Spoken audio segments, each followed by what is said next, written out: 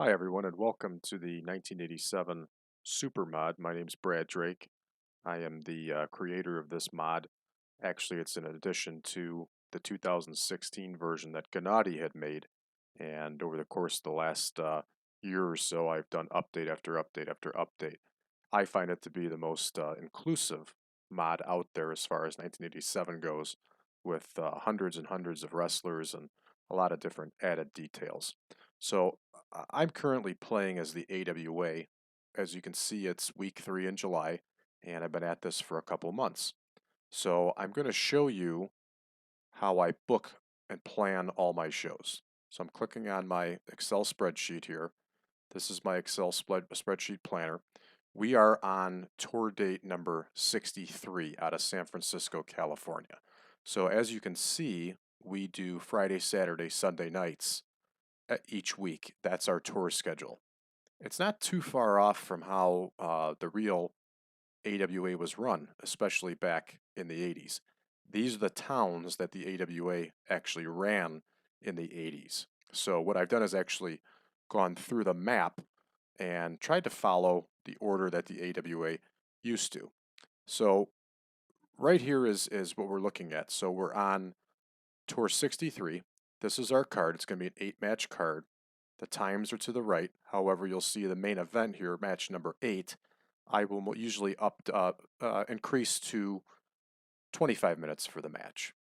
So at the bottom of the spreadsheet, you'll notice TV, singles, tag teams, enhancement, big events, cities. We'll go to that at a later date. So going back into the game now, we know how we're going to book. So our first match is going to be Debbie Combs versus Medusa Michelli for 10 minutes. But first, of course, you have to deal with the nonsense that comes up in TEW, which includes Backstage Incident. So let's take a look at what's going on. Oh, Vivian. Great, she's in a good mood. She's helping things out. Baron Von Raschke, this is most likely him using Kevin Collins, who's an enhancement talent, as a protege, and it is. Same thing with Stevens and Young. Same thing with Stevens and Becker. Same thing with Stevens and Washington. What's going on here, Wahoo? Ooh, Wahoo's willing to put over Kevin Kelly. That's pretty important. Okay, now that we have those cleared out, we're going to make sure we have the right city. So we're shooting for San Francisco, California. It's looking like we can have a crowd of about 3,900 people. Let's make sure our search is correct. So we're looking at 3,000 to 5,000 here. That's pretty accurate. And I'm not sure if any of these are San Francisco. So San Diego, Irvine, San Diego, San Bernardino.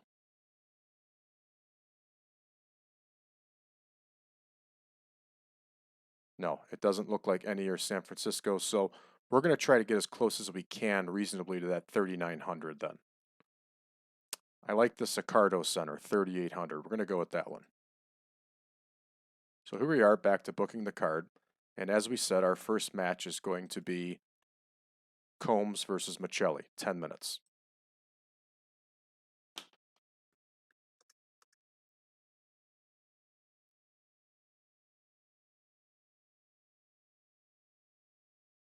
There's Debbie Combs. There's Medusa Michelli. Now, since this is a tour and these matches will go on for several weeks, I don't really care who wins. So this really doesn't matter to me. As time goes on, you might start seeing one wrestler winning more often than the other. That's when I'll make a change. So there we go. Our first match is booked, Combs versus Michelli. So let's go back to our spreadsheet. And we're showing the second match as the Nasty Boys versus the Top Guns. I think everybody here knows who the Nasty Boys were. The Top Guns were a team where both guys looked terrific, but they kind of lacked in talent. Not the Tops. Top Guns.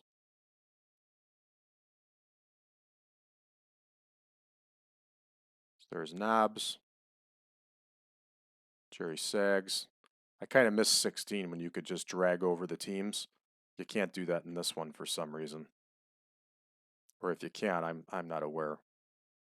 John Paul, and then Ricky Rice. There you go. Again, I don't care who wins this match. It doesn't matter to me. The next match here on our card is Eddie Guerrero, who's a newcomer. I had Mondo Guerrero leave suddenly on me. He signed an exclusive contract with a Mexican company, so I quickly signed up Eddie Guerrero to be with his two brothers. So Eddie Guerrero versus Mike Graham. This would have been an interesting match in 1987. Now we'll have to see here if Mike Graham is available, because a lot of the time he isn't. Championship Wrestling from Florida is still running at this point. So here's Eddie Guerrero. He's still here. Let's check on Mike Graham. Mike Graham is available. Good. Okay. Again, I don't care who wins this match. I just want to verify the booking time is 12 minutes, and it's not. It's 14 minutes. So I'm glad I checked.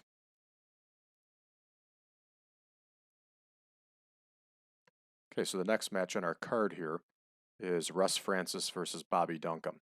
I just signed Bobby Duncum not too long ago. He's 42 years old. He's still super over in this territory. Russ Francis was a former football player that the AWA brought in. He was a good athlete, but he never amounted to too much as a wrestler in the ring. And the only reason I'm even using him against Bobby Duncum is Bobby Duncum needs some fodder on the loop. So this match, I do care who wins, and I caught that we booked it a little bit shorter. So we're going to make sure Bobby Duncum goes over.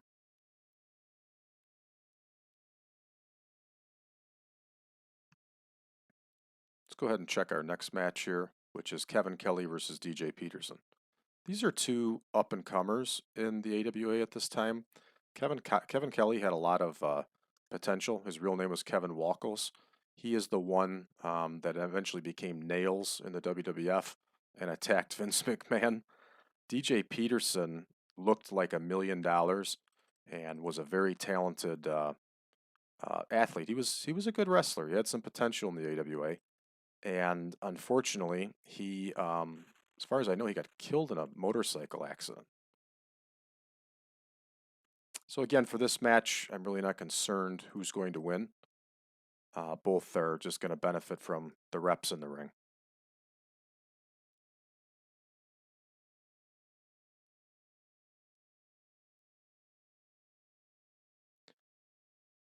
Next, we're going to have Jack Victory versus Jerry Blackwell. I don't know if I have that up to date properly. Jack Victory did a gimmick under a hood as either the mercenary or the terrorist. I can't remember. There it is. He's the terrorist. I got it written down wrong. The mercenary was Ron Fuller under a hood, but I released Ron Fuller. He had too much obligations with his own company, which was Continental Championship Wrestling.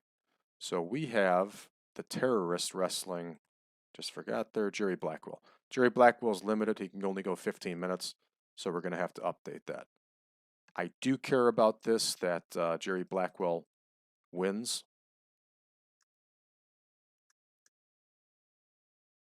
So we're going to make sure that that happens. Okay, Jerry Blackwell's got the W. Now moving right along here, continue down our card. Dick Slater versus Jimmy Snuka. Again, I don't care who wins this one either. It's going to be a great match. Snuka's been winning all of them. So you know what? We're going to do a little different here. We're going to have Dick Slater take the win. Let's see if that pisses off Snuka. It really shouldn't.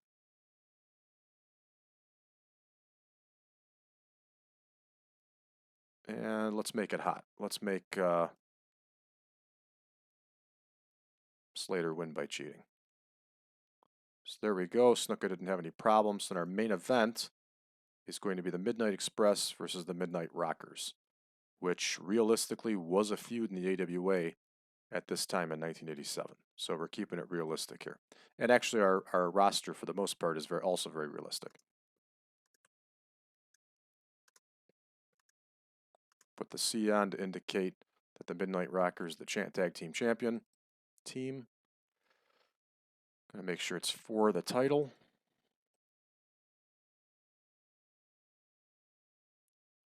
Dennis Condrey, Randy Rose, Marty Jannetty, Shawn Michaels. I was able to, due to past experience playing this game, I was able to get Marty Jannetty and Shawn Michaels under an exclusive contract right away. So that was good. I secured them for a year. Otherwise, usually the WWF or Jim Crockett Promotions, sometimes All Japan, will poach them from you. So we're going to make sure that the Midnight Rockers get the win on this one. Let's give Marty Jannetty the fall. And I'm going to go with an epic here. As you can see, we bumped it up to 25 minutes. So we'll book that segment. Now here's our card. We're at 136 minutes. Pretty accurate. The AWA back then used to do cards between 2 hours and 2.5 hours. So that's our card. This is a pretty solid card. We are running out of San Francisco, which is in the southwest territory of the game. See what we can do. Debbie Combs gets the fall over Medusa. Okay. Debbie Combs was a talented woman wrestler. And again, both these teams are pretty new, the Nasty Boys and the Top Guns. You can see their popularity is just not up there yet. So it's a low score for the match, but still, it's getting them reps, and they're going to continue growing in popularity. Mike Graham and Eddie Guerrero had a pretty good score here, 56. Here's Francis versus Duncombe. Bobby Duncombe's putting up a good number here, and he did exactly what we wanted him to do. We wanted him to take the fall, and he did it. Next is Kevin Kelly versus Peterson. Okay, Kevin Kelly lost here to Peterson, so that's okay. We'll just keep an eye on that for the tour down the road to make sure that Kelly gets some falls too. Here's the Terrorist versus Blackwell. So pretty evenly matched in this. Jerry Blackwell must be lacking in the Southwest territory, which shouldn't be because Jerry Blackwell spent a lot of time with the AWA, who was active in the San Francisco and California area for a while. Okay, Slater versus Snuka. That's a pretty good score, almost an 80. These two are meshing well together. Then our main event here, that score is that's a real good score, but figured a little bit more. Looks like Randy Rose was dragging them down. All right, so we're going to go ahead and finish up here. This overall 79 score, that's good. We're at the end of the month, so I've already got my gains for the Southwest Territory, so that makes sense. I'm not going to worry about making a speech. I'm going to go ahead and finish the show here. No, I'm not worried about talking to anybody. It's going to go ahead and bring us back home here. See if anything exciting happened last night. This is a big file, so it takes a little while to scan through all this. It's a big file because all the additions that I made to the mod creating the super mod. So there we go. Ooh, Randy Savage got injured. That's never good. Weak action, wow. So here we are back. You can see the realism of WWF on Prism, Saturday night's main event. Unfortunately, in this game, you can't really make Saturday night's main event a special like you'd like to. So unfortunately, in this super mod, it runs constantly. So let's take a look at how we're doing financially. So we were hurting pretty bad at first. Our merchandise is really pumping right now, and we're doing well. We're also getting money off the ESPN contract. You can see our ticket sales have gone really good this month. So things are going for the AWA, going very well. It seems like we've really gotten things back into shape. We can take a look and see what's going on over here. Okay, Eddie Guerrero moved closer. That makes sense. Championship Wrestling, 1.3 million viewers. That's doing pretty well. Okay. We'll go ahead and clear that out. Let's take a look at our titles. I can show you what's going on in our title situation. Nick Bockwinkel is still our champion. He's probably going to lose the title in the next month or two. to Kurt Hennig, just like he did in real life. The World Light Heavyweight title was vacant since 1986. I brought in Nelson Royal. He was a free agent. He's older, he's slow, but he still puts on really good matches. So he's making for a decent champion for us. The Rockers, of course, have been the champions since January. And then Sherry Martel has been the champion here for well, about a year, a little over a year. Yeah. So we're doing well. Well, thanks everybody for coming around for this session, and we're going to cover some more as time goes on.